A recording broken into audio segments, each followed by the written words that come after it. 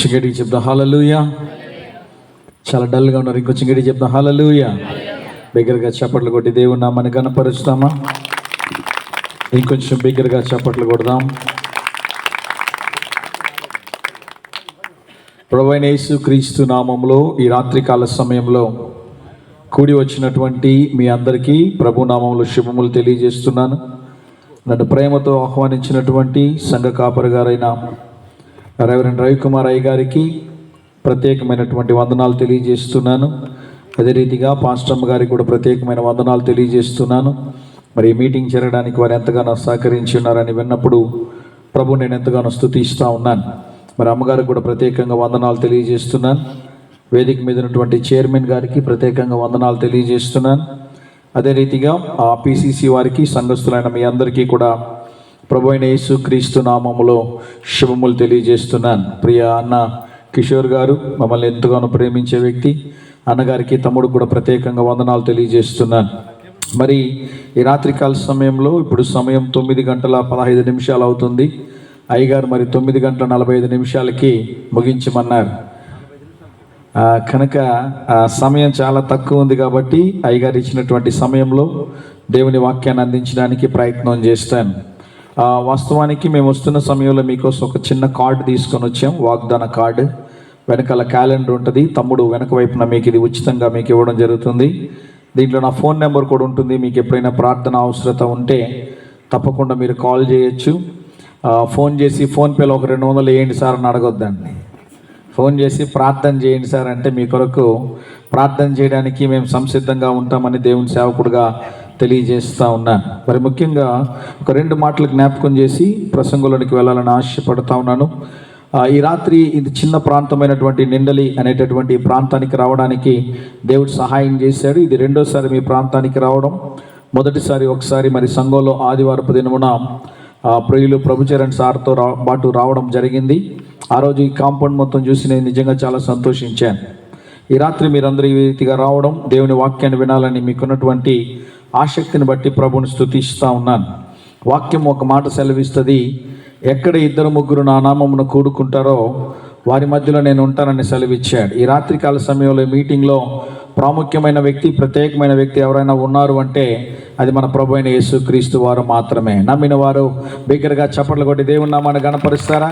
ఈ 2 మానిటర్స్కి డిలే కన్నా కొంచెం పెట్టమని, సౌండ్ డిలే పెట్టమని చెప్పండి. ప్రాముఖ్యమైన మాట ఏంటి అంటే, ప్రపంచంలో చాలా ఎత్తైనటువంటివి టవర్స్ ఎక్కడ ఉంటాయంటే, సింగిల్ టవర్, చాలా టాలెస్ట్ టవరు మనము దుబాయ్ దేశానికి వెళ్ళినప్పుడు బుర్జ్ ఖలీఫా ప్రపంచంలోనే టాలెస్ట్ టవర్ అన్నమాట. చాలా పొడుగ్గా ఉండే సింగిల్ టవర్, దానికన్నా పొడుగైంది లేదు. దాన్ని చూడడానికి దేవుడు సహాయం చేశాడు. ట్విన్ టవర్స్ అంటారు, అంటే ప్రక్కనే 2 టవర్స్ ఉండి టాలెస్ట్ టవర్స్ అంటారు. అవి మలేషియా దేశంలో ఉంటాయి. దాన్ని పెటర్నాస్ టవర్స్ అంటారు అనమాట. అవి చూడడానికి దేవుడు సహాయం చేశాడు. రీసెంట్గా నేను ఏప్రిల్ మాసంలో ఫ్రాన్స్ దేశానికి వెళ్ళాను. ప్యారిస్లో మనం గమనించినట్లయితే ప్రపంచ 7 వింతల్లో ఒకటైనటువంటి ఈఫిల్ టవర్, లేకుంటే ఐఫిల్ టవర్ అంటారు. ఆ ఐఫిల్ టవర్ చూడడానికి దేవుడు సహాయం చేశాడు. ప్రపంచంలో చాలా దేశాలు తిరగడానికి, చాలా ప్రాంతాలు చూడడానికి, ఎన్నో వింతలు చూడడానికి దేవుడు సహాయం చేశాడు.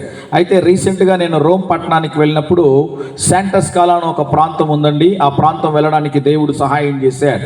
ఆ శాంటస్ స్కాలా అనే ప్రాంతానికి వెళ్ళినప్పుడు ఆ ప్రాంతంలో ఉన్న ప్రత్యేకత ఏంటి అంటే, ఆ ప్రాంతంలో ఒక స్ట్రాంగ్ రూమ్లోకి తీసుకుని ఒక గ్లాస్ నాకు చూపించి, ఈ గ్లాస్లో ఒక వింత ఉంది చూడండి అని చెప్పారు. చూస్తే నాకు దాంట్లో ఏం వింతగా అనిపించలేదు సార్, నేనేం చూడలేకపోతున్నాను అని చెప్పాను. తీక్షణంగా చూడండి అన్నాడు. జాగ్రత్తగా గమనిస్తే నాకేం కనబడలేదు. మళ్ళీ ఆయన అడిగాను, సార్ దీంట్లో ప్రత్యేకత ఏంటి నాకు అర్థం కావడం లేదంటే, ఆయన అన్నాడు, లేదు ఒకసారి తీక్షణంగా చూడు అన్నాడు. జాగ్రత్తగా చూస్తే నాకేం కనబడలేదు. అప్పుడు ఆయన నాతో అన్నాడు, నాతో పాటు రండి అని చెప్పి దాని దగ్గర తీసుకొని వెళ్ళి ఓ బంగారు సిలువ చూపించాడు. బంగారు సిలువ చూసిన తర్వాత ఇది గోల్డ్ క్రాస్ లాగా ఉందండి అని చెప్పాను. ఆ టైంలో ఆయన జాగ్రత్తగా గమనించండి అంటే, ఆ గోల్డ్ క్రాస్ మధ్యలో ఏముంచారు అంటే, కల్వరి సిలువ మీద యేసు ప్రభు చేతులకు కొట్టిన 6 ఇంచులు కలిగినటువంటి మేకుల్ని చూడడానికి, తాకడానికి దేవుడు సహాయం చేశాడో అంతకు మించిన భాగ్యం ఇంకేదేం లేదని నేను దేవుని సేవకుడిగా తెలియజేస్తా ఉన్నా. నమ్మితే ఒకసారి బిగ్గరగా చప్పట్లు కొట్టి దేవుని నామాన్ని గణపరుస్తారా? ఎక్కడైతే యేసు ప్రభు కల్వరి సిలువ మీద రక్తాన్ని కార్చాడో ఆ ప్రాంతంలో చేయబెట్టి ప్రార్థన చేయడానికి దేవుడు సహాయం చేశాడు. యేసు ప్రభు చేతికి కొట్టినటువంటి మేకులు చూడడానికి దేవుడు సహాయం చేశాడు. ఎందుకు ఈ మాట చెప్తున్నాను తెలుసా? ఇన్ని అద్భుతాలు, ఇన్ని ఆశ్చర్యకార్యాలు నా జీవితంలో జరగడానికి కారణం ఎవరు అంటే యేసు అనే ఒక దేవుడు ఉన్నాడో ఆ దేవునికి మా జీవితం ఇచ్చిన తర్వాత మేము ఎక్కలేని ఎత్తైన కొండ మీదకి దేవుడు ఎక్కించాడో. ఈ రాత్రి మీరు యేసు ప్రభు నమ్ముకొని మీ జీవితాలు యేసు ప్రభుకు అప్పగిస్తే మిమ్మల్ని, మీ కుటుంబాన్ని, మీ బిడ్డల్ని కూడా దేవుడు ఎత్తైన కొండ మీదకి ఎక్కిస్తాడు. నమ్మిన వారు హల్లెలూయా చెప్తారా? గట్టిగా కొంచెం బిగ్గరగా చెప్తా హల్లెలూయా. ఈ రాత్రి మీలో చాలా మంది చక్కని పాటలు పాడారు. ప్రియులరా, ఉదయకాల సమయంలో నాది 2 నిమిషాల సందేశం వస్తుంది. సుధాకర్ అన్న వాళ్ళు కూడా వింటూ ఉంటారు. ఉదయకాల సమయంలో చాలా గ్రూపుల్లో వస్తూ ఉంటుంది.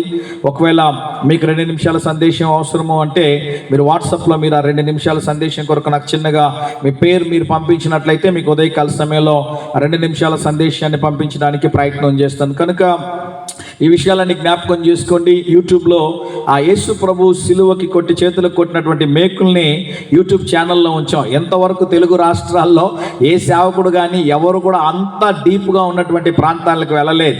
అయితే దేవుడు ఇచ్చినటువంటి కృపను బట్టి వెళ్ళాం కనుక వాటన్నిటిని యూట్యూబ్ ఛానల్లో ఉంచాం. పుత్తూరు మాది కనుక శరత్ బాబు పుత్తూరు అని మీరు టైప్ చేయగలిగితే చక్కగా ఆ యొక్క వీడియోస్ అన్ని మీరు చూడడానికి అవకాశం ఉంటుంది.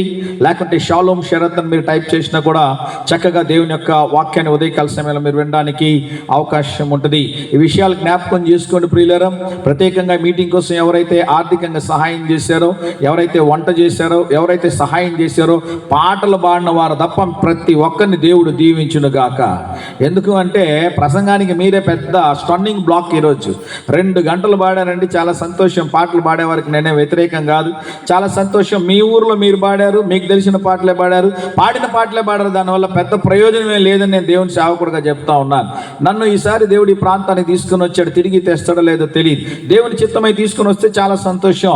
మునుపెన్నడు వినని నూతనమైన విషయాలు, దేవుని వాక్యాన్ని మీరు వినడానికి అవకాశం ఉంటుంది కదా. దీని ద్వారా ఈ రాత్రి మీరు ఏం కోల్పోయారు చెప్పండి? విలువైన సమయాన్ని కోల్పోయారు. పాడిన పాటలే పాడారు కదా, పాడిన వారి మధ్యలో పాడారు కదా. అయ్యగారు ఇంతకుముందు పాస్టర్ గారు చెప్తూ ఒక మాట అన్నారు, చాలా మంది ప్రజలు రాలేదంటే మిమ్మల్ని చూసి రాలేదు అనుకుంటా ఉన్నాను నేను. వీళ్ళు పాడి టైం వేస్ట్ చేస్తారని చెప్పి రాలేదేమో.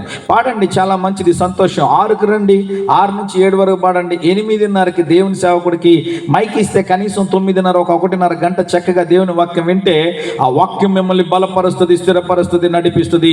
నీ కుటుంబానికి దీవెనకరంగా ఉంటుంది. నమ్మిన వారు బిగ్గరగా చప్పట్లు కొడతారా? ఇంకొకసారి బిగ్గరగా చప్పట్లు కొట్టి దేవుని నామాన్ని కనపడదాం. నా మాటల వల్ల మీలో ఎవరైనా బాధపడి ఉంటే ఏం పర్వాలేదు, మీరు మారాలనే దేవుని సేవకుడిగా తెలియజేస్తా ఉన్నాను. తలలోంచండి, చిన్న ప్రార్థన చేసుకుని దేవుని వాక్యంలోకి వెళదాం.